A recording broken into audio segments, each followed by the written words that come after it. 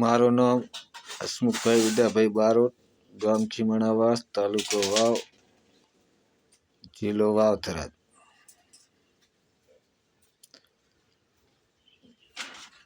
મારે નાની એક શોપ છે, દુકાન પાર્લર. ત્યાં રાતના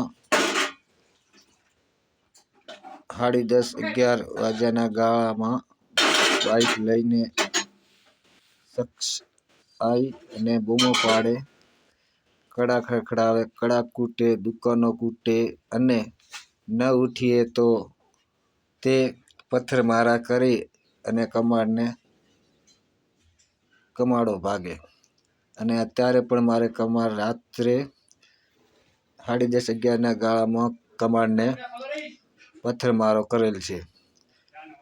તો ગામ જણોને મારી નમ્ર વિનંતી, જે મારો આ વિડીયો સાંભળે તેમને એક નમ્ર વિનંતી, હું કોઈનો વિરોધ કરતો નથી અને મારે પણ વિરોધ કરવો પણ છે નહીં, પણ એટલું સમજીને કે હું હરિજનનો બાળક છું, તુરી બાળક છું, એટલે અમારું કોઈ ગજું છે નહીં અને આવું ન કરે તો સારું.